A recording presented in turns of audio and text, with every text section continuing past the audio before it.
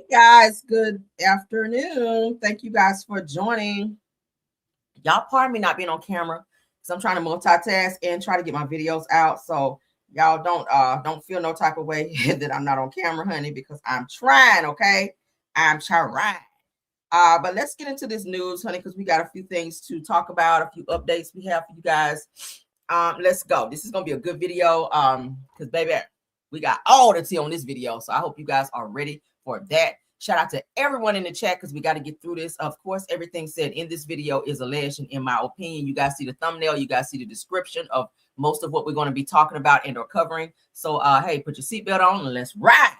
All right, so first topic, of course, we got to get into this 911 call with Amy Luciani for the Dwight Howard situation where she blasted him a few days ago about the drug use, about the DSS or DHR situation with the kids where they had to come and take the kids from the home. But let's get into it. It says, according to Neighborhood Talk, can you guys see? Let me see. Let's try it. All right, so audio of Amy Luciani's 911 call is released and says that Dwight locked her out of their mansion after losing custody of his daughter. I told you guys he's crazy. This is according to Gwinnett County Police. We're going to go ahead and take a listen in. Let me put up my trigger because I know it ain't going to be nothing good. This is for learning and teaching YouTube, okay? Let's go ahead and play it. Let's go. Well, what's going on is my husband, this will be the third time. Whenever he gets upset, he locks me out of our estate. We live in a 35,000 square foot big home. It's Dwight Howard from the Lakers. Anytime he gets upset with me, I come home, the gate's locked. He just did it again. We had an argument. He lost custody of his daughter last night with CPS. He took it out on me, and he went all ballistic. I come home. I try to go back in the gate. He changed the gate code again. I said, Dwight, the police came out here before and they told you.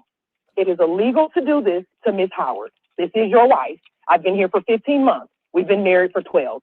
You can't do this. They warned him. Stop doing it. He did it again. So I'm locked out. I had to walk all the way through the woods, break in the side gate. I'm quite shocked the neighbors haven't called the police on me yet. It's raining. I'm embarrassed. I'm outside the gate. He locked me out again. I was not going to call, but I'm sick of it.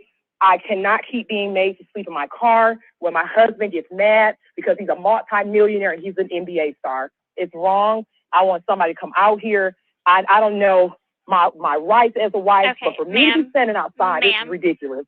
Ma'am, I have a few questions for you. What's your first and last name? It's Amber Howard.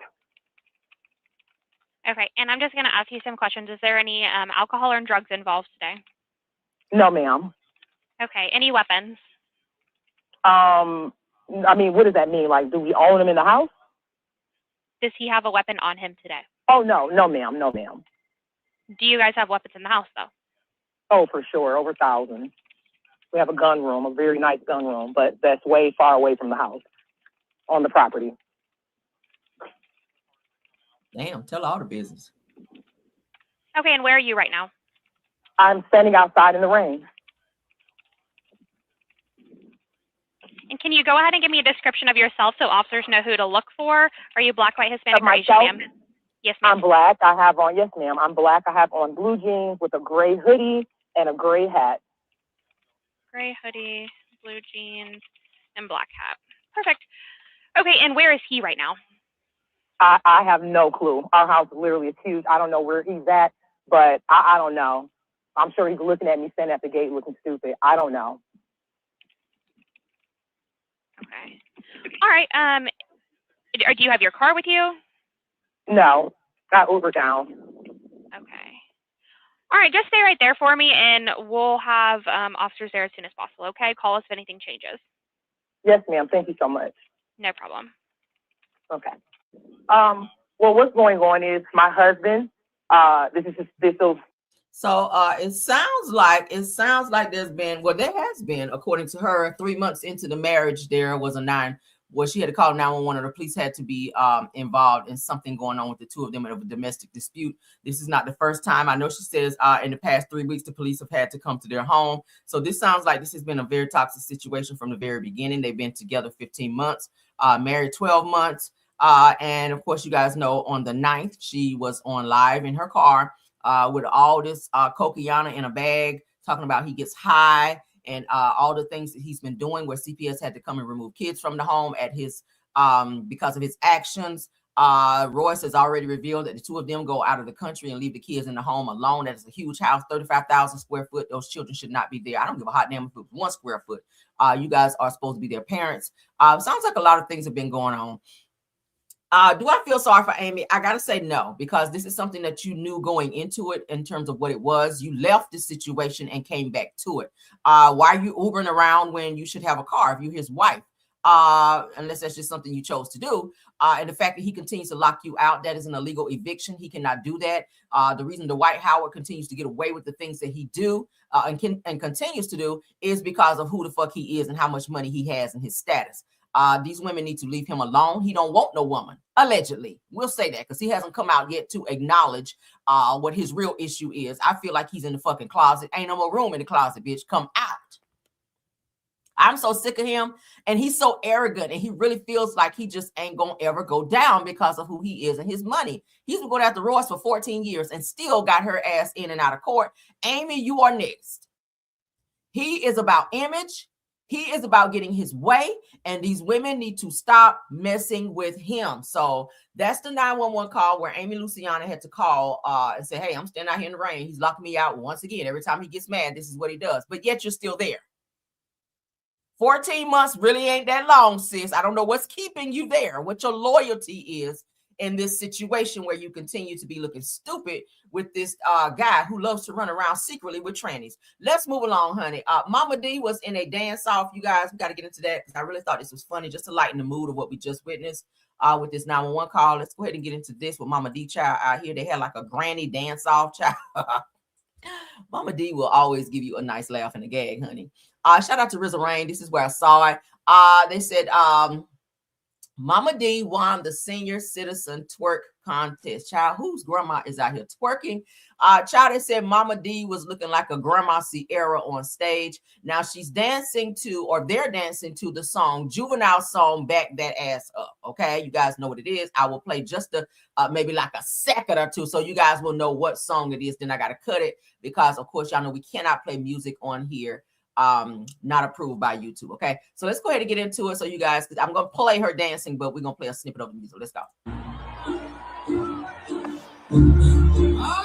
Okay, so y'all know it's back that ass up. Let's go. That's Mama D, honey, with the hat on right there. Child. Little scrappy mama. Mama D, little scrappy's mama. I don't know what the hell this is. Oh my God. What is that, y'all? What? That look like a genuine move.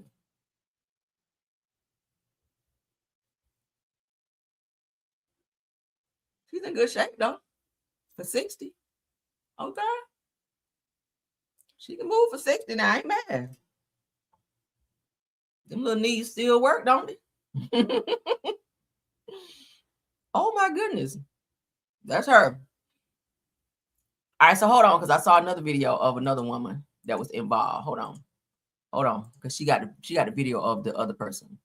Oh, here you go. All right, let's see if it's the same song.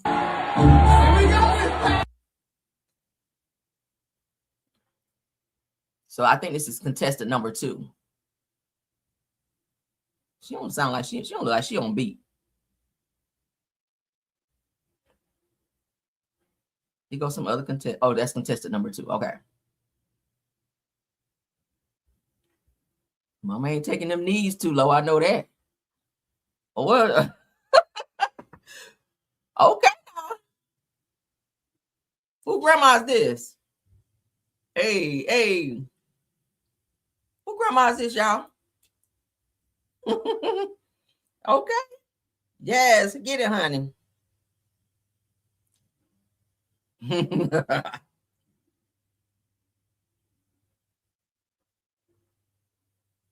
Baby, she got her Easter shoes on and she is getting it. Do you hear me? She got her peep-toed Easter shoes on, getting it. You better give it to him, honey.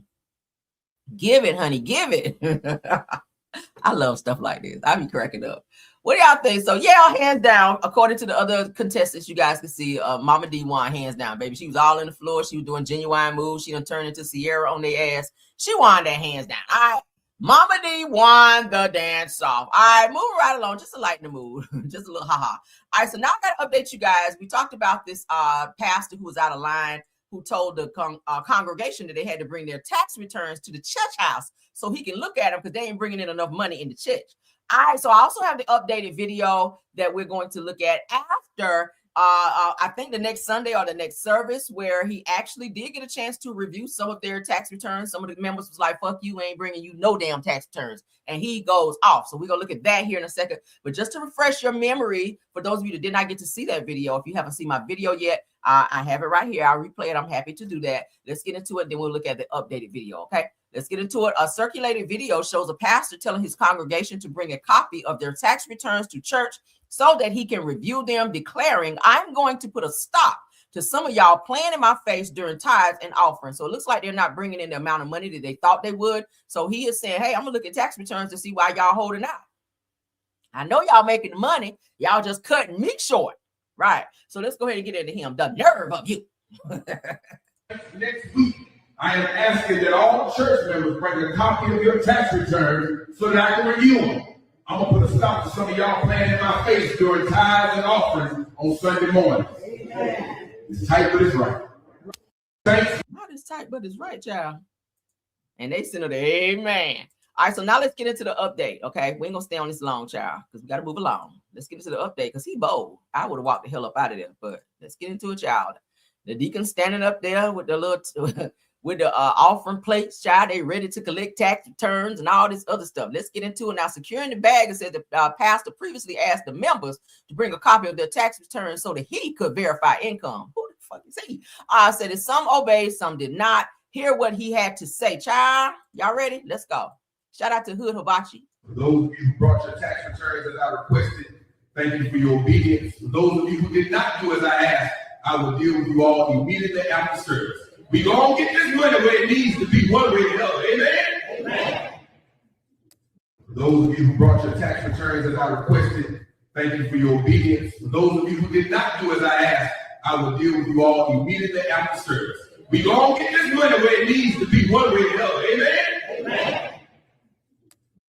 Why you sound like he gonna give them a whooping after church? Like, I don't like that, okay? I don't like that. And the people that continue to sit under him as their pastor, baby, listen, y'all need to go ahead and gather y'all stuff and go someplace else, because no one should be forcing you or intimidating you into paying something that maybe you cannot afford to pay. Now, I know you're supposed to pay your tithes according to what the Bible says, you know. Tithes should come out 10%. I get all of that. Sometimes people have some financial difficulties to where maybe they can't pay tithes this time, to where they got to pay some other things. And I'm not telling you to, I'm just telling you that's just how shit be. Okay. Yeah. Some people, if the car break down, I'm just throwing out scenarios. Your car break down and you didn't think it was going to cost this much. You got to tap into maybe some of that little tithe money. Then you pay it on the back end and, you know, in another time. But yeah, bottom line is pocket watching. This pastor is pocket watching his members, and he's harassing them into having to bring in their tax returns. This is the first I've ever heard of this. And I've been in church my entire life. I know y'all can't tell, but this is the first I've heard of some mess like this happening down at the church house. Baby, I would have been left and moved my membership someplace else. And the people that are standing up here co-signing this and holding boxes for people to put their tax returns in for them to be reviewed by the pastor to say that we're going to get this money where it needs to be, they are just as wrong. And this church is brainwashed. I'm saying it right here. I don't give a hot damn who the pastor is, sir. You need to be set the fuck down. And yes, I said the fuck, because you are wrong, sir. You are wrong. But let's move along, honey. What y'all think? Sound off. Jamal is still getting his ass cheeks tore off. Let's go ahead and get into that. We talked about him this morning, about him backtracking and coochie popping when it came to that whole Target boycott. All right, but somebody else has something to say to his ass, and let's get all the way into it. Miss Nakima Levy-Armstrong slams Jamal Bryant for declaring Target boycott is over. Says that these people don't speak for us, not fake pastors. Come on, Lord. Oh, the Lord is working in you, girl. Said they're not fake activists trying to co-opt our work. Come on, Lord. Okay. Girl, you said it all right. Fake pastors and fake activism. That's exactly what his ass is. Shout out to the girls are fighting, because baby, the girls are fighting. Both these girls on my screen. Let's go. We are asking people continue to stand with grassroots leadership in the state of Minnesota, where Target is actually headquartered, and not clout chasers, not fake pastors, not fake activists trying to co-opt our work. These people have received awards from the National Association of the NAACP and the Route 100 for our work. So they have no credibility. They don't speak for us. They didn't stand in the gaps for us when George Floyd was killed or when Operation Metro Surge happened. We stood for us and with the community. We speak for us, and we will never sell out our community for crumbs or a seat at Target's corrupt table. So we are asking people, continue to double down and hold Target accountable. The boycott continues. It's been a year, and I'm grateful. I didn't think we could do it, but we did. History has just been made. The most effective and powerful boycott by Black people since the Montgomery bus boycott 70 years ago. We asked for 4 things, and I'm grateful to God that we've got 3 of them. They have invested $2 billion back into the Black community as they pledged after the death of George Floyd. On top of the $2 billion, an additional $100 million to immediate organizations that are meeting the needs within our community. Number 2, we asked them to partner with HBCUs.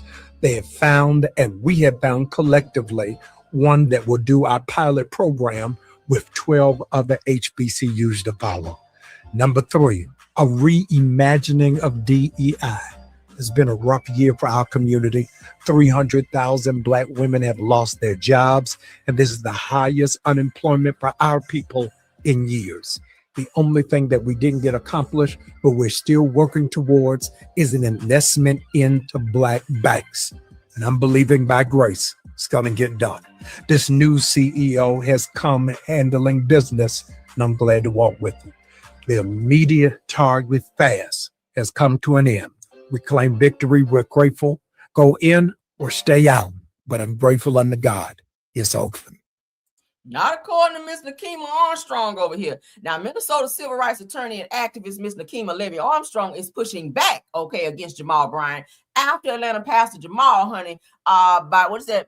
Bryant declared that the Target boycott was over. Now, Armstrong, a longtime grassroots organizer, criticized Bryant's claim, saying that these people don't speak for us, not fake pastors, not fake activists trying to co-opt our work.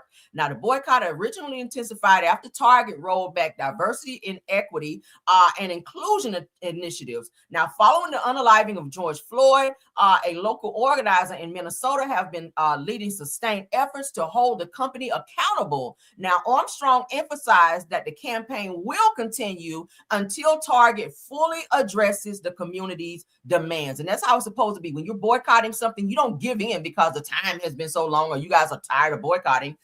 You stand firm in terms of why you chose to boycott in the first place. We talked about it this morning. So shout out to her for speaking out against this situation, because it needs to be said. Jamal really think he be doing some shit out here, but sir, you are wrong. Sit your ass down too. You and that pastor we just looked at, both of y'all go sit in the same space, okay? All right, so this topic here, I'm gonna move down, you guys. I'll move that down. Hold on. Wait a minute. Because I got to get into. Hold on. I got to get into. Well, shit. Because I have another video that's going to kind of run me just a little bit. I don't want to keep y'all too long. All right. I'm going to save that one, though. Let's get into Kandi Burruss' statement. You guys know that she and Todd have to pay $140,000 towards the company that they rented their Blaze Steak restaurant. This is Kandi and Todd, for those of you that don't know, where your spaceship just landed this morning. This is Kandi and Todd, Kandi from the group Escape, and that's her little leprechaun husband. Kandi has made a statement saying that I've worked too hard to build my name, my businesses, and my success to feel like I'm responsible for someone else's direction in life. A partner should elevate you, not leave people questioning who's really carrying the weight. As you guys know, Kandi has already made a statement as well, saying that Todd is in charge of the business decisions as related to the restaurants. Her name is just on it. I would have just let him do it. I feel like he needed her financial support in terms of getting these businesses up and running. And it's unfortunately put Kandi's name in the middle of this mess, this tirade that Todd has created by not paying the rent, by not handling things on the business side, with Kandi's name being attached. Whenever this originally came out, we didn't hear Todd's name. We heard Kandi Burrs won't paying her rent over there at Blaze Steakhouse. So Kandi has made it known that she don't be making no decisions. She don't handle nothing as related to the restaurants. Todd does that. But she and Todd were sued because Kandi decided to put her name on Blaze Steakhouse as well as the OLG restaurants, at which they decided now, or Kandi has decided to shut them all down, including her Tags Boutique as well. So she's shutting businesses down after Todd has already announced that he is getting ready to upgrade and do some new business things with the restaurants. Okay, so obviously they weren't on the same page, but Kandi has made it very much so known, yeah, Todd, this is your shit. And she should make him pay every bit of that $140K because, yeah, I wouldn't be putting my name on it. But let's keep going. That's all I'm going to read on that because we got to get moving. Let's get into this Love and Marriage Huntsville clip that was released with Chin and Ken. Y'all know who that is. None other than Trish and Ken, okay? Musclehead. Oh, fake ass Gerald Levert looking ass. Let's get into a shout out to On TV, Lord. All right, here we go. The both of them are sitting in counseling with Dr. Francis from Love and Marriage Huntsville. You guys remember him, where the two of them are arguing. Ken is saying he hasn't really had a real conversation with Trish in the last 3 months. The two of them are very much so unequally yoked. I think it was more so sexual whenever Ken hopped in her DMs and coming off as this Mr. Chocolate and all this mess. Trish was going through, was in a marriage rather, and was in the process of going through a divorce or separation. She decided to fill that void by getting someone who just wanted to be around children. And now they have grown apart. As of now, from what I know and have heard, they're not even together anymore because their relationship has gone kaput. But this is their storyline once again this season. So let's go ahead and get into the bullshit. Let's go. And I tell her all the time, I'm not your husband, so you're not going to mistreat me based off of some anger that you have built up. But like Trisha is hot and cold, up and down every day. So right now, the relationship between you and her is not where you want it to be? No, not even close. Not even close. But do you agree with that? Yeah. Yeah. When she gets angry with her husband, she projects it onto you. No. So what? Incorrect. He said that. No. He did. No. He ought to know that. No. This is incorrect. I do not talk about him.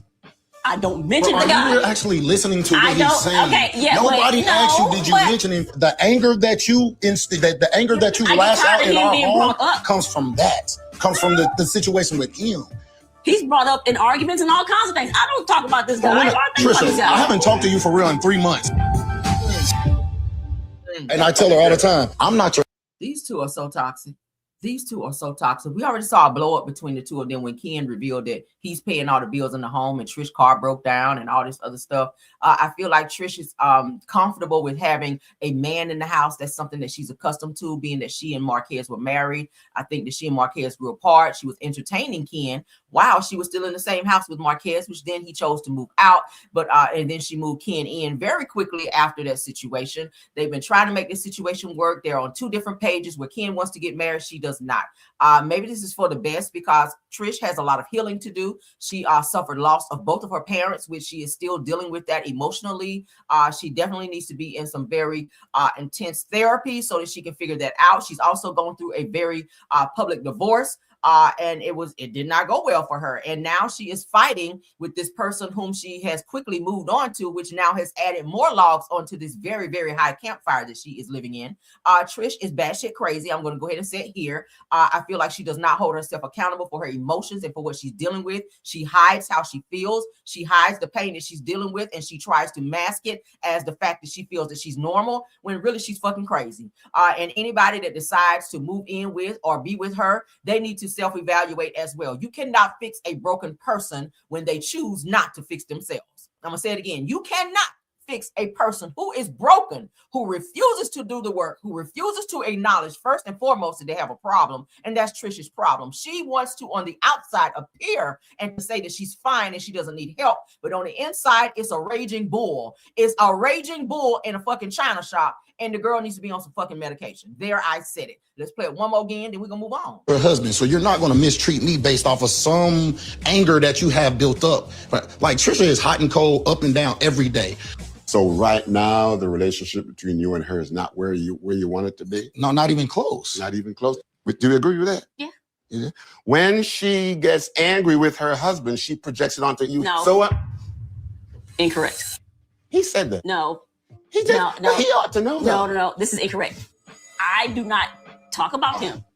I don't mention the guy. You're actually listening to what he's saying. Okay, yeah. Nobody asked you. Did you mention him? The anger that you lash out in our home comes from that. Comes from the situation with him. He's brought up in arguments and all kinds of things. I don't talk about this guy. Trisha, I haven't talked to you for real in 3 months. Her stance alone in just any conversation when they're trying to talk about their issues is always so guarded and so aggressive. She gives guarded and aggressive, which means sis, you have some problems. You can't even have a simple conversation about your relationship with the person you say that you love and that you want to be with without, coming off as aggressive in tone when this person is reaching out and pouring out his feelings, okay, to tell you how he feels and how the relationship is starting to deteriorate, right? You don't give a damn because you're so focused and engulfed in your own situations and feelings that you're not taking his into consideration. You moved into this relationship, which I feel like you shouldn't have done. Again, Ken, you are a placeholder and you needed a place to stay and you seek out women with children because you can't have none. And yes, I said that might be a little harsh, but reality sometimes is harsh. Ken cannot have children, and every woman that he's dated prior to this situation, you guys heard him admit it on the show, so we're not capping, or women that already had children, teenage children that he can come in and be a fast father to, so to speak, right? That's why he didn't want Marquez around. That's why he pushed so much against Marquez coming back into the kid's life, because then where would that put him? He can't be daddy of the year. You remember him saying, oh, I bought him this, I did that. Bottom line is, you are a stepfather. You will never be their father. Regardless to what Marquez was not doing, that was still his seed that was planted there that made those children. And now that he has his life together, it's no coincidence to me that you and Trish are not doing well. Marquez has moved on in a relationship. He's a police officer. He's making money. He's doing what he needs to do. Y'all prided yourself in embarrassing the shit out of him last season. He don't work. We had to give him money. He don't come and see the kids. Well, now that he's got his life together and in a healthy relationship, y'all on national television looking dumb and fighting. Look how the Lord will turn them tables, right? But moving along, child. Ain't nothing else to see here. Just two men fighting. Moving on, child. Let's get into Nene Leakes, where she's expressing why people are continuously saying that she is getting all this surgery and stuff done. Shout out to the 173 watching. Let's get into it, child. So she sits down with DJ Envy from Breakfast Club. Let's go ahead and play this clip. We're not going to stay on this long. A lot of people have been going after Nene. There have been pictures floating around showing that she's been getting some nips and tucks here, nose done. She's had several nose jobs. Y'all can see that, child, just from old pictures. Looks like she may be lightening her skin. Y'all know by Hollywood standards, you got to be a certain color. They call it the paper bag challenge, where you put a paper bag up to your face, and if your skin tone does not match that, a lot of times you don't get jobs in Hollywood. A lot of times Hollywood will look over you because the darker complected women aren't really praised. Now, people like Viola Davis, she's been able to get through that and make it through that and win Oscars and awards and other actresses and actors in the industry. But more so for the Black community, they want you to be a certain build as well as have a certain skin tone in order to be famous, in order to be successful. But let's get into Nene Leakes and what she speaks on as far as what the people are accusing her of in terms of surgeries. Let's go. I can talk about anything. We talk about plastic surgery because so many people accuse us of having plastic surgery. We talk about any and everything. Loves. Nothing's on people been with you about that a lot lately, Nene. People talk to me a lot about plastic surgery and filters. Yeah, filters. I've heard the filter. So I get this all the time. I am a walking filter, man. That's what people need to really understand. One and two, I believe everybody that talks about plastic surgery wish they could have plastic surgery. They want it for I've never had a facelift. I've never had a knife to my face. You sitting here looking at me, aren't you? Okay, when you have a facelift, you be cut off behind your ears. And you can actually see under the neck. You know that kind of stuff. Of course, I've had my done. I've had liposuction. I do things fillers, to nip and tuck, fillers, Botox. Like, why not? I mean, I have the money to do it. I'm in the public eye. I want to look great. So why not do it? My man or the men I've dated haven't had a problem. So do you always felt like that though? Have you I've always said? we just talked about grooming. I really believe in grooming, looking nice. Yep. I'm not one of those girls who's going to sit around my house and look crazy. Like, I just don't think whether my guy says it's okay, I just don't think that he really believes that in the back. I always thought you was fly, though, Nene. Yeah, I'm going to be fly now all the time. You can count on that. Yeah. I don't believe that guys love for you to sit at home and look like a maid. I don't think that. It may be okay for a day or two, but after that, go and clean up your eyebrows, go get a facial. You gotta look good for these guys. And I'm not doing it for them. Honestly, I'm doing it for myself, but I do like for my guy to see me looking nice. And I like my guy to look nice too. I like them to be well groomed. I like them to smell really good. Like all those things are important to me. Me too. Shit. I don't be sitting around the house looking like Celia off Color Purple. Even if I'm just chilling, okay? Even if I'm just chilling, because I keep saying your man at some point in time got to go outside. All right, and women outside they be out there in pencil skirts and peep toe red bottoms, girl. So when he come home, he don't want you in there looking like Celia when she asked for her mail. Anything come for me? Child, bye. You better go in there and I ain't saying put on a full glam face of makeup and be in there in a fucking prom dress, but look presentable. I mean, you know what I'm saying? Whatever it took to get him, it's gonna take that and some to keep him, right? I know sometimes we as women get comfortable. We say, "Girl, I'm home. I ain't about to do all that," but you want to give your man something to look at, all right? All I know is mine come by and pop me on the ass, which that's a verification for you, girl. That's verification. We doing something right over here. I'm just saying. Not to always put myself into it, because somebody was in my comments one day, why you always put yourself into it? Because it's my show. I got to use myself as an example, because when I ask, when I try to use somebody else as an example, people get offended and upset. So chill out, y'all. Y'all be trying to check me all the time in the comments. I'll be like, girl, the nerve of you. We ain't gonna block you this time, because maybe you're going through something in your life. But let's continue on. We talked about Kelli Ferrell this morning. Why call her Ferris? Kelli Ferrell from Real Housewives of Atlanta. She stayed in some mess. She stayed getting sued. Her and her husband. I'm about sick of them. I really want them to figure it out. My God, Kelli. Okay. But let's get into it. I played a video this morning for you guys where she was talking about all the things that she's going through. With her husband is still putting her through, taking her through the court system, child support, and he's just gotten out of jail and all of this mess. It's just team too much, right? Y'all, what y'all say?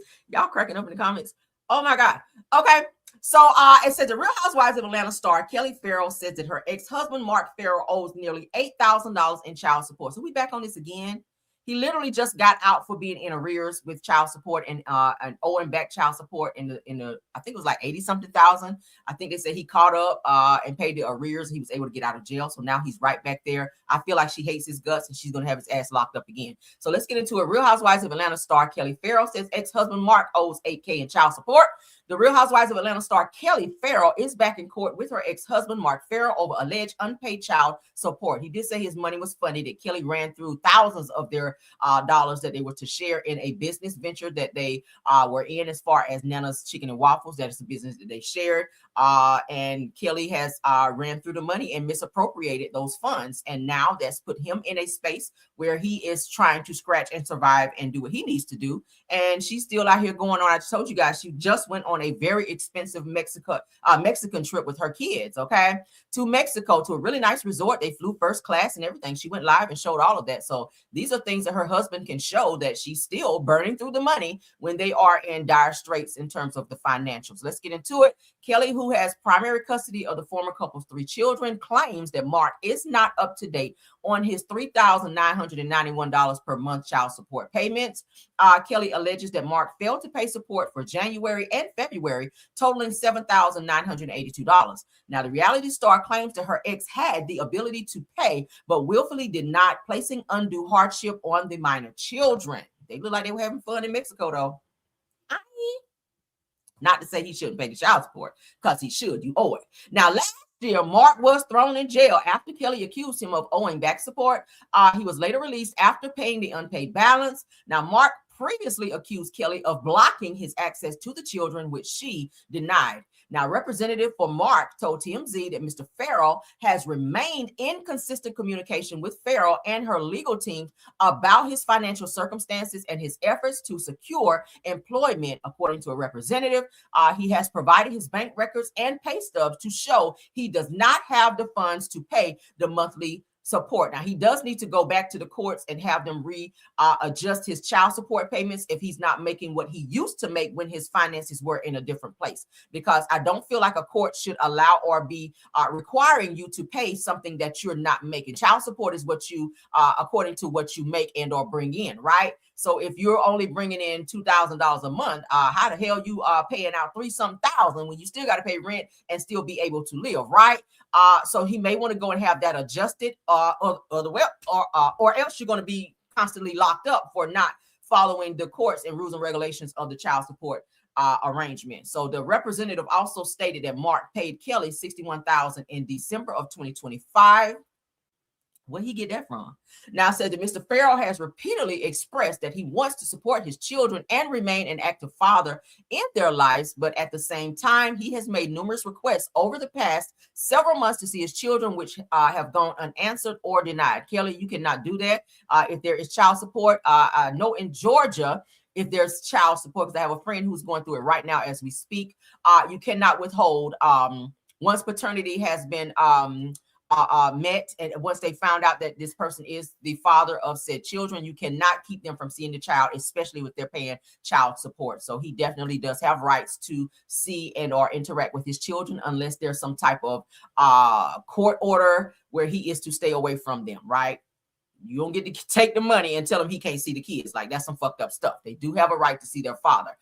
Kelli's representative also provided a statement to TMZ addressing the situation. Kelli's top priority is the well-being of her daughters, 3 of whom she shares with Chavulo, whatever his name is. Their daughters deserve the support of both parents emotionally and financially. The responsibility of raising and providing for all of them should never fall solely on one parent, even after a marriage has been dissolved. Kelli looks forward to this matter being addressed thoroughly and resolved in a timely manner. That means give me the money and stay out my kid's life.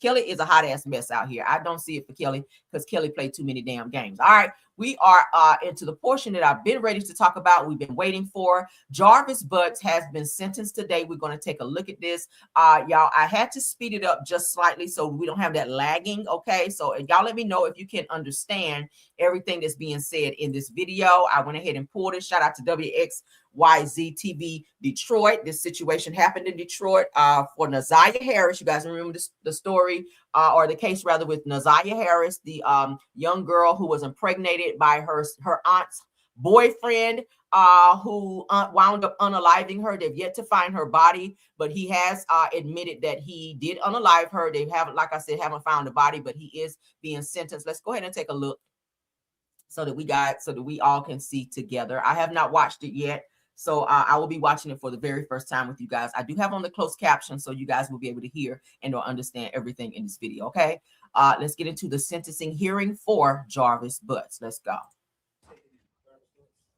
That's him. Today is the date and time docket for sentencing for all matters. I don't know why they keep letting him wear that mask. Can you take it off so he can show his face? Ain't nobody else got no mask on. I want everyone to look around at all of the gentlemen and ladies wearing brown uniforms. If anyone thinks that they're going to have difficulty controlling themselves, that includes shouting out words, things of that nature. If you're thinking you cannot control yourself, like the prosecutor's talking. Let's move it up. Potential changes or modifications. Oh, that's low. I'll start with the prosecutors. Can y'all hear that? Oh no, I might have to hold on. I need to hear this, honey. That's low. No. Hold on.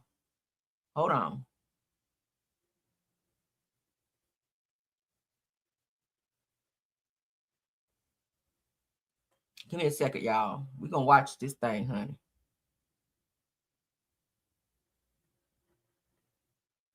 Okay, so I'm gonna show the most important clips because it looks like they have oh my goodness. So they said chaos erupts in court during Jarvis Butts sentencing. All right. So One Life Podcast, we're gonna share. If they don't mind. They have a problem with it. I'll edit it. That last thing.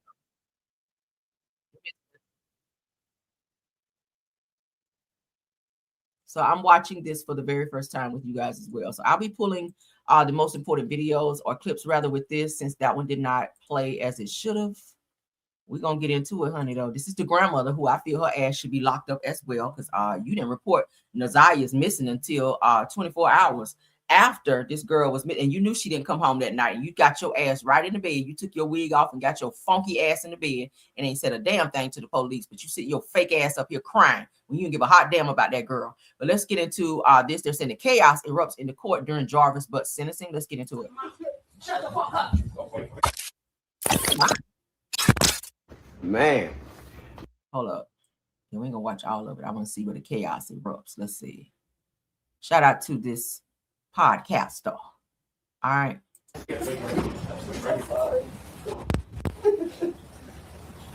Just fake. Fake. That's Nazaya's grandmother. Reminder, if you're going to have difficulty controlling yourself, that would be a good compliment.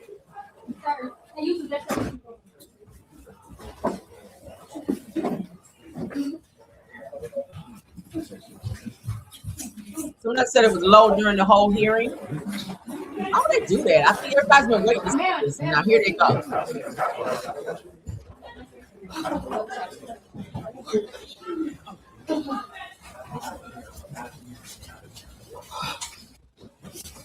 As you guys know, this has been a very tense case. It's been a very tense case in terms of Nazaya being pregnant when she was unalived and missing. That is her grandmother that she lived with when this situation occurred. Okay. I'm going to return to your seat now. Mr. Makepeace, you come out here, get situated, and then this is good. And then fake tears.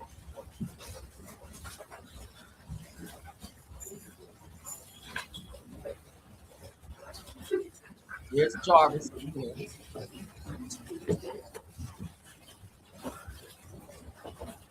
Damn, they're gonna make me work now. I gotta find the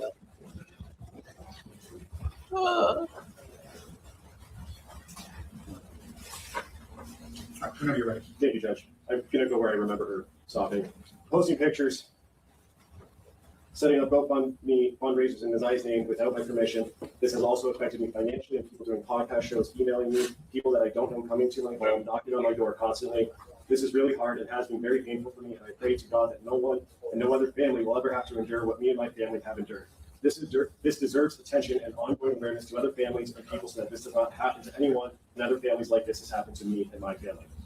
And that would be the conclusion of the statement from Annette Harris that was provided to my office and that she was reading on the statement. So Annette Harris, which is the grandmother of Nazaya Harris, is saying that different podcasters, different people, social media and everywhere have been disturbing her where she lives. I think she's moved since when this incident occurred because she was being harassed so much where people were parked outside of her home taking pictures, videoing her. You guys saw the video. We covered it here where she was coming out of a grocery store. Someone walked up to her in Walmart, videoing her, harassing her about Nazaya in that case with Jarvis. Someone cornered her outside of a parking lot when she was getting ready to get into her vehicle. And they also threw a hamburger at her as well as a drink as well. Like, she's been really getting harassed because a lot of people feel she too should be getting charges because she was Nazaya's guardian who did not watch her and who allowed Jarvis, who is a known pedo, a registered pedo, to be in her home, to be around other children, and also not just sexually assault Nazaya, but other children in the home as well. So she should definitely be held accountable.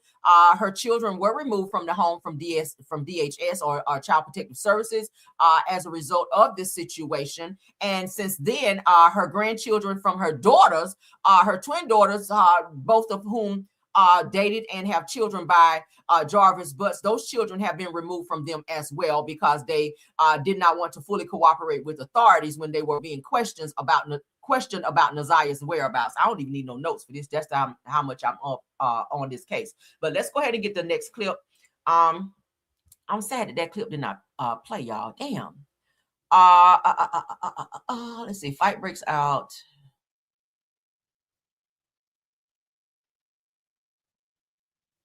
Okay, statements before the sentencing. All right. Shout out to Pam Esquire. Oh, yeah, this is turned up. Shout out to Pam. Hold on. Shout out to Miss Pam Esquire, the law intellect. Let's give her credit for this one because this is the only video I hear that's loud enough. So we're going to play it. I hope she don't mind.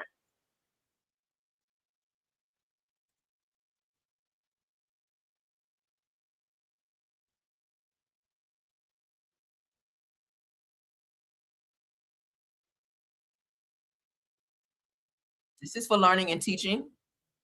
Do I have my trigger up? Let's get a trigger up right quick.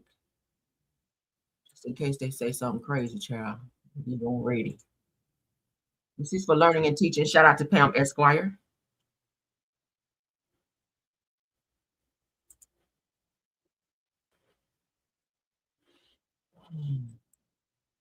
Don't.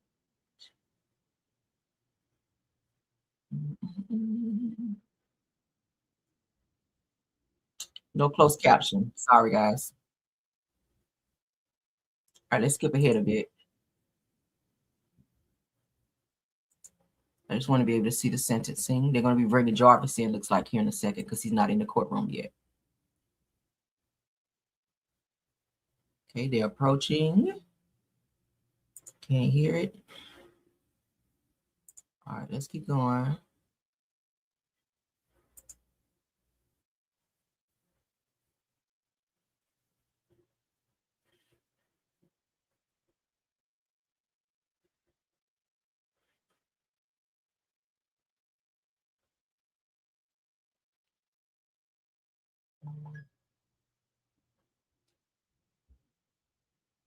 What's going on here?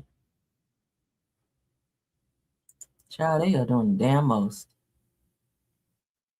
It's really low. Oh my goodness. Fox, what y'all doing? Child.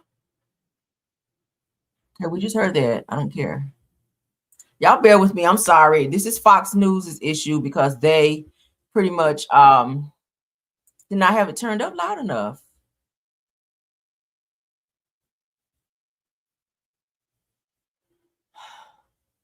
All right, so that's one of the sisters, one of the twins, the one that had the baby with Jarvis, with the ponytail.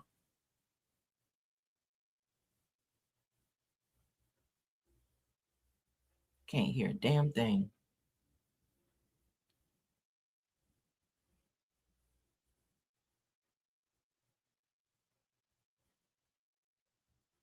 Can y'all hear? This is Makita Harris. She's the one that has all these kids with Jarvis. Her daughter was also sexually assaulted by Jarvis as well.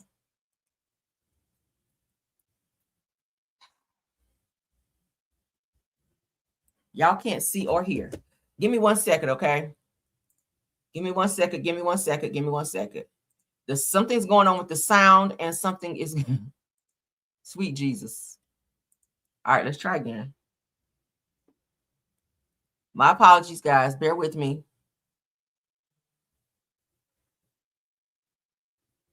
All right, let's try it again. All right, let's see. Here we go with the fake shit again. 2 years.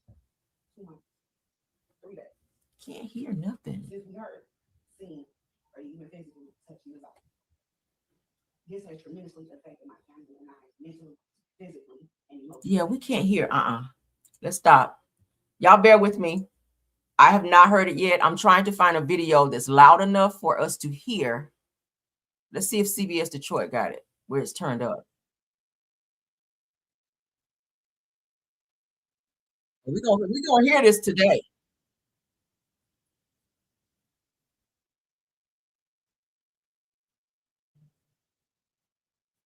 All right, let's see what they're saying here.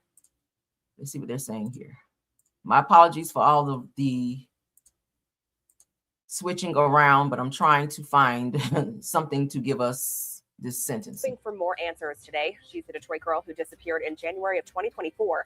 Jarvis Butts has pleaded guilty to killing her. Her body has never been found. Now, under a plea agreement, Butts has confessed to other child sexual assaults. He's expected to be sentenced to up to 60 years in prison today. The sentencing takes place at noon. So 60 years. Sounds like he got 60 years in prison. Okay, so it's 3 weeks ago. We got to go back up. 1 hour ago, we couldn't hear that one. One Life podcast. Let's see. I can't understand. That's Jarvis' sister. All right. So let's hear this one. He would have caused that to an innocent child. Not just his own, but to his own children that have his face. Man. So for y'all that don't victims who are they My apologies, you guys. So let's get into Jarvis's. This is Jarvis's sister, who also originally testified in the other video that we saw I want to say a few months ago in a pretrial. I've been battling with myself on what is the right thing to do, what is the wrong thing to do. I'm here today for Naziah and for my nieces and the other victims that my brother has harmed. I got up this morning with every intention of going to work because for the last 2 years, I have to go back to that day that I saw a little girl that I did not know, and I had never seen. And I wish that there was a sign that she looked okay, and I believe that she was someone else's niece. And I had no reason not to believe what my brother said to me. That day will forever haunt me because I go back to like, why was I there? Why didn't I know? Why was there no sign? However, I'm affirmed, even if you don't know why. And I feel like I was put there that day to be a voice for Naziah and for every other child that my brother has harmed. I believe that Naziah's story brought a lot of the other victims out to the forefront. And sitting in the courtroom today, there are many Naziahs, many other victims that are unfortunately being harmed right now at this moment. And people are turning a blind eye to it. People are from monsters, from the very people who are supposed to love them and protect them. I don't know why my brother has turned into the person that is in this courtroom today. This is not who I remember as a child. I remember a little boy that used to follow me everywhere, that always wanted to protect me, even though I'm older than him. My brother knows that I've been a victim of sexual assault. My brother knows that I've been molested at a very young age. And he knows the pain it caused. I can't understand why he would have caused that to an innocent child. Not just his eye, but to his own children that have his face. I hope that every victim and my nieces and nephews can heal. Jesus. You think your sister, that is his sister speaking, okay? Again, my apologies for all of the inconveniences in these videos.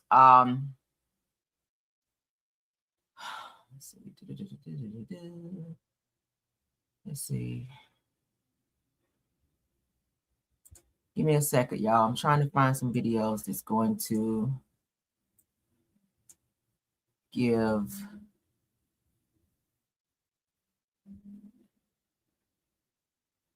I don't know why they didn't make them talk into a microphone. This is so frustrating.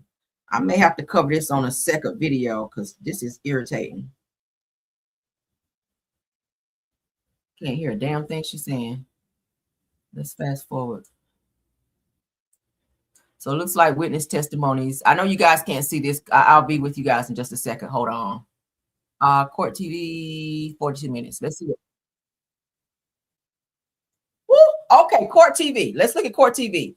Let's check out Court TV. I think we may be able to see it on Court TV. Ooh. Hey. I'm trying to get rid of it.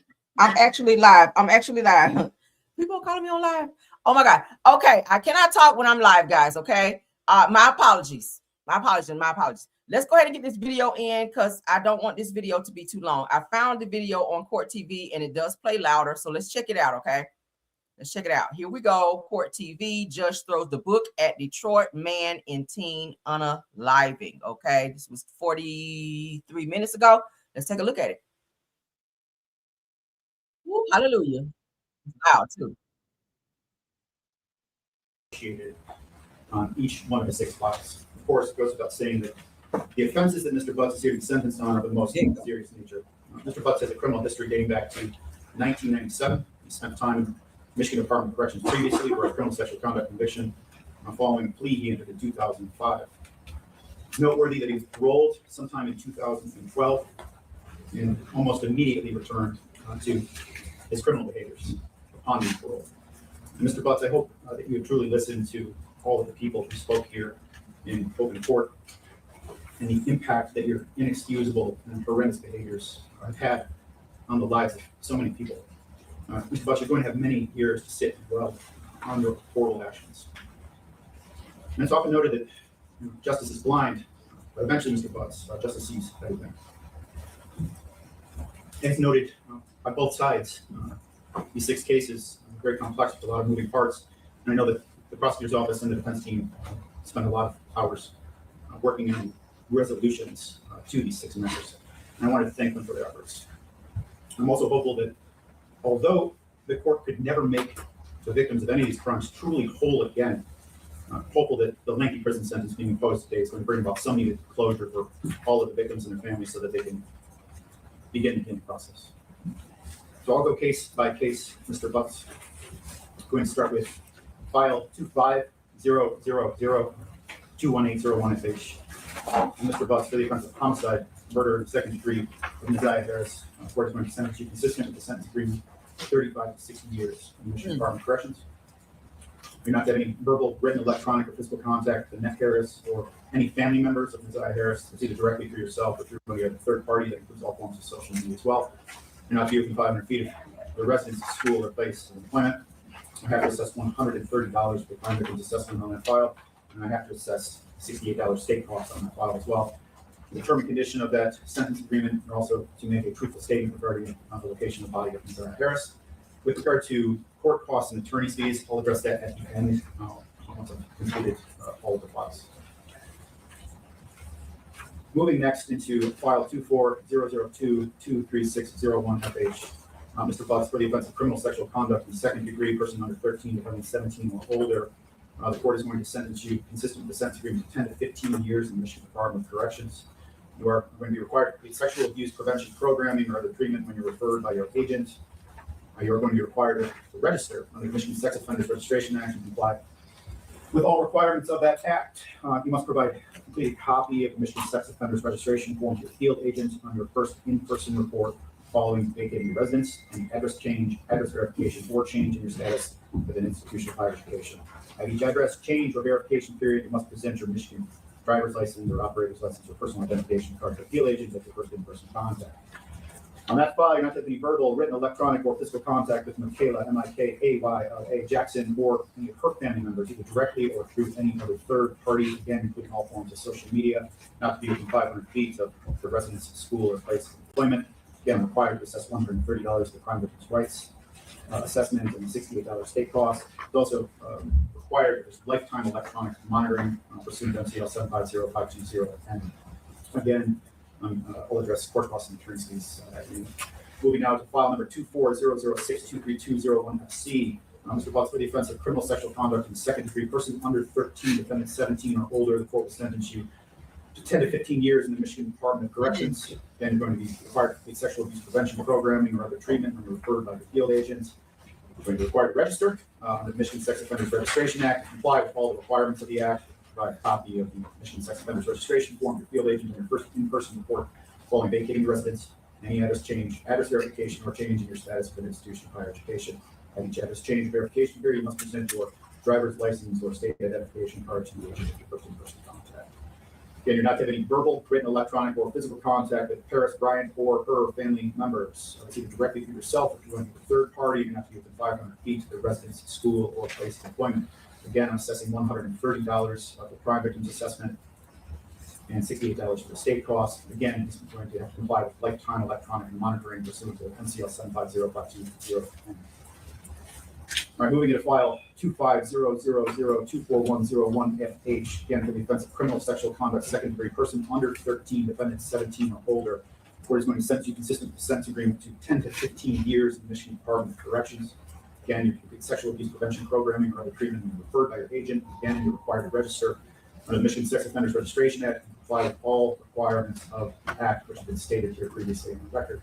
You're not to have any verbal, written, electronic, or physical contact with AHLECHE, Dinwiddie, DINWIDDIE, or her family members, either directly for yourself or joining a third party, not to be within 500 feet of the resident's school or place of employment. Again, assessing $130 for the crime victims assessment, $68 for the state costs. Again, there's mandatory lifetime electronic monitoring pursuant to 750-520N. Moving to file 2500447801FH for the offense of criminal sexual conduct in the third degree, person 13 through 15. The court is going to sentence you consistent with the sentence agreement for 10 to 15 years from Michigan Department of Corrections. Again, you're to comply or complete, sexual abuse prevention programming or other treatment when you're referred by your field agent. Again, you'll be required to register as a under the Michigan Sex Offenders Registration Act. Terms and conditions have been noted on the record previously. You're not to have any verbal, written, electronic, or physical contact with Jaylen, JAYELYNN White, common spelling, or her family, either directly or through any other third party.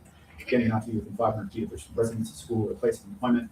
Again, assessing $130 for the crime victims assessment and $68 for the state costs. Additionally, you're to submit to HIV testing and complete counseling associated with HIV and AIDS, and the waive confidentiality and allow test results and medical information obtained from that test to be released to the court. They say he got to be tested for HIV and AIDS. Is that why he got this damn mask on? So he don't like spit or something? Child, what's going on? He contract something we don't know about. And lastly, with regard to file 2500646101FC for the offense of criminal sexual conduct in the second degree, person under 13, defendant 17 or older. Again, consistent with the sentence agreement, the court will sentence you to 10 to 15 years in the Michigan Department of Corrections. Again, your complete sexual abuse prevention programming or other treatment when you're referred by your agent. Again, you're going to be required to register under the Michigan Sex Offenders Registration Act, comply with all requirements of the Act, which has been stated previously on the record. You are not to have any verbal, written, electronic, or physical contact with Janiyah, JANIYAH Butts, or her family, either directly or through any third party. You're not to be within 500 feet of the residence of school. Janiyah Butts is his daughter. Janiyah Butts is his daughter that he had with the girl Makita who had the slick back ponytail. Okay, her, who also was said to have known about or maybe assisted in Naziah's disappearance after she whatever happened to her. Okay, let's continue. Place of employment, crime victims assessment. I'm going to set $130 and state costs in the amount of $68. Again, lifetime electronic monitoring pursuant to MCL 750-520. So defense has requested waiver of fees regarding court costs and attorney's fees. Do people have a position? No position, leave it in the court's discretion. All right, considering the lengthy prison sentence that the court is going to impose and the possibility of restitution being an issue, full waive court costs and attorney's fees, considering Mr. Butts has been spending foreseeable future of the Michigan Department of Corrections. All right, jail credit. Let's talk about jail credit. All right. Jail credit on file ending file 24223601. Mr. Butts will receive jail credit at 707 days. Jail credit on docket 24623201 will receive jail credit at 531 days. Docket number 25021801 will receive jail credit at 531 days. Docket 2500244101 will receive jail credit of 531 days. Docket 254478 will receive jail credit at 255 days. And lastly, docket 2564611 will receive jail credit at 167 days to his respective Michigan Department of Corrections sentences, noting that the terms and conditions of this agreement are that all of those sentences are to run concurrently. All right. Attorneys, before I get to appellate rights, turn it over to you, please. Thank you, Judge. Just for the record, on file ending in 218, second degree murder conviction, I know I missed on the record last time, but all terms of that plea agreement have been satisfied. Yes. Thank you. All right.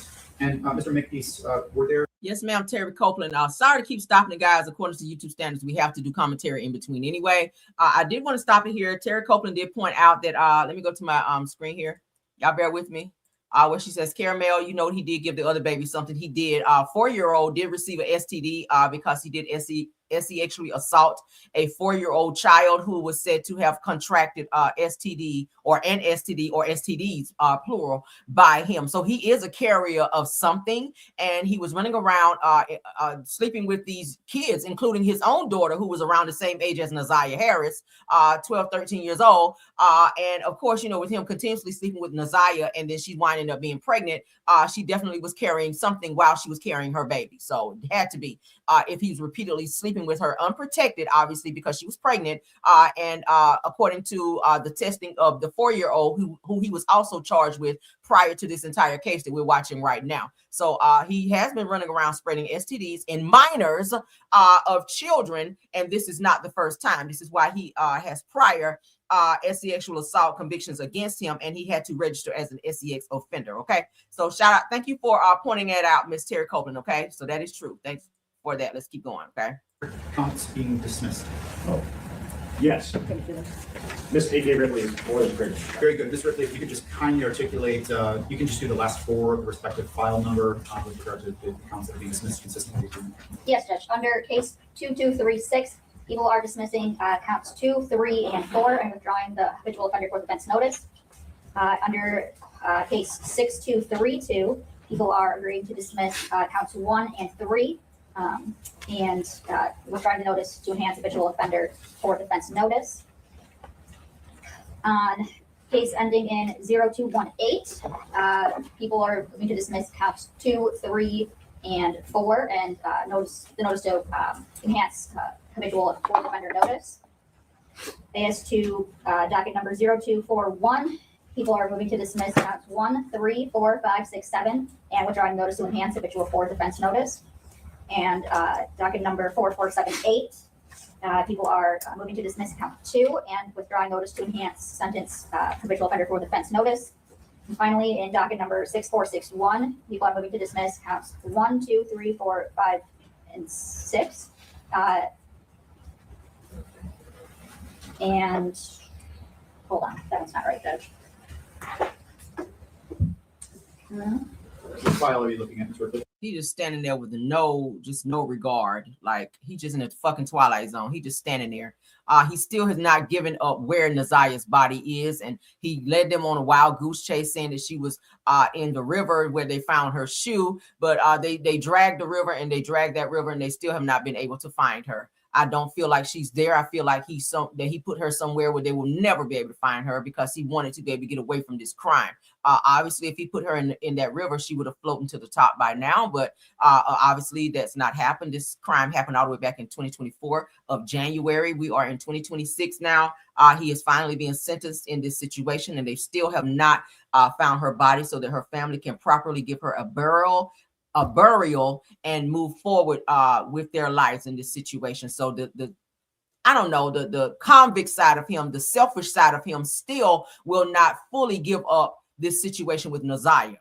You impregnated this girl. You already admitted to unaliving her. So just tell them where she is. He's still not done that. That's selfish as fuck. I'm sorry. You've already admitted to the crime. Now tell them where she is. She's obviously not in this Rogue River, where he's a Rogue River, however they said there in Detroit. I'm sorry if I messed it up. But obviously she's not there, and she wasn't there. He knows where she is. He's just not telling. 6461. And he also, let me stop it again. He also should be charged with 2 unalivings. And I'm not understanding why Detroit's not doing this. Is it Rogue River? I'm not sure how you pronounce it, but he should definitely be charged since it was brought to the attention of the authorities that Naziah was indeed pregnant during this unfortunate situation. He should be charged with the unborn child's death as well as Naziah's as well. There should be 2. So everything should be ×2, not just Naziah. Not just Naziah, it should be ×2. That's just my feeling. Yes, count 1, 2, 4, 5, and 6. He pled to count 3 and withdraw the habitual offender for defense notice. That was it, correct? Yes, Judge. Thank you. The defense has no objection. No. All right, those counts and enhancements will be dismissed and or withdrawn consistent with the agreements. Mr. Butts, you do have some appellate rights, and counsel, has he been afforded with an appellate rights form? He has been assigned. And did he give him an appellate rights form for each one of his files? Yes. Great. All right, for purposes of the record, Mr. Butts, because you entered pleas with regard to your 6 cases, you would have 42 days to file an application requesting leave to appeal your various convictions and sentences if you wanted to do that. Mr. Butts, if you wanted an attorney to assist you with those applications and you could not afford an attorney, you have to request an attorney for 42 days. The court will then appoint you an attorney, provide them portions of the record and any transcripts needed to assist you with those applications. There's no need for him to appeal it. He's already admitted to the crime. There's no need to appeal shit. Mr. Butts, you will go with the sheriffs here today. They will make sure you make your way back to the Wayne County Jail, and ultimately you will find your way to the appropriate Michigan Department of Corrections facility. That being noted, attorneys, is there anything additional for today's record? Not for the people, Judge. I don't have to do that, Judge. All right, we're all going to exit this courtroom in an orderly fashion. You're going to listen to the sheriffs in Brown. They're going to direct traffic with regard to getting out. What I would say is don't move until you're directed to move. Thank you. That'll conclude the record. Thank you, Judge. Thank you, Judge.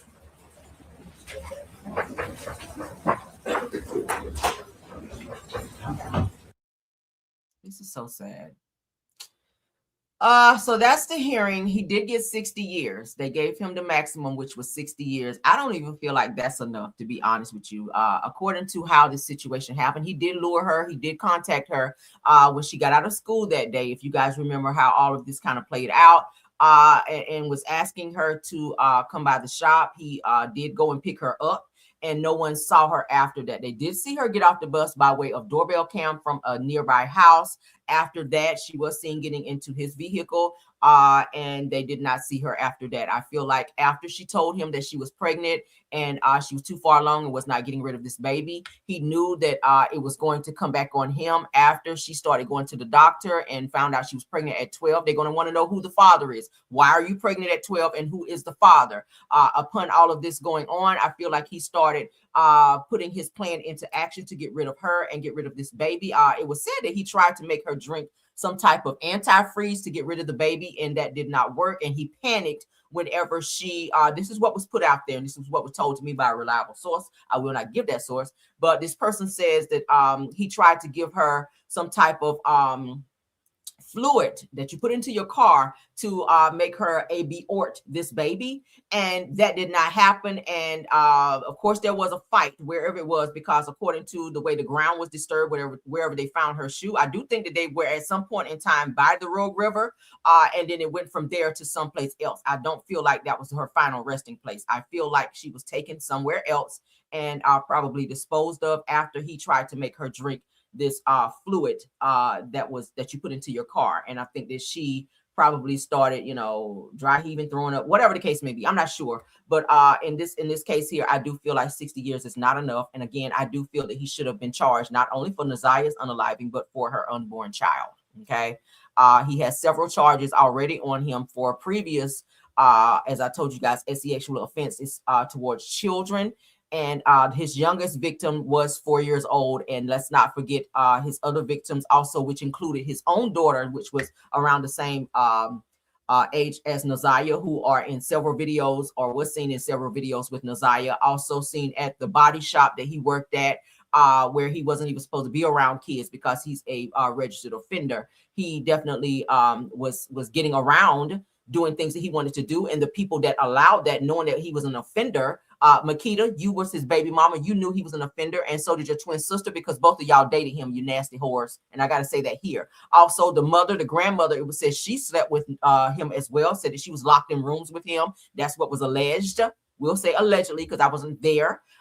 It was also a child who was sexually assaulted by Jarvis Butts at a birthday party held at the grandmother's house where he wasn't supposed to be because children were there. There's a lot of loopholes in this situation and a lot of people who are not being held accountable for why Naziah is not here. Has she been protected in the way that she should have been with the people who chose to step up and be her guardian, which was her grandmother, her aunts, who also lived in the same home with this young girl? She probably would still be here today. But when you allow pedos and people with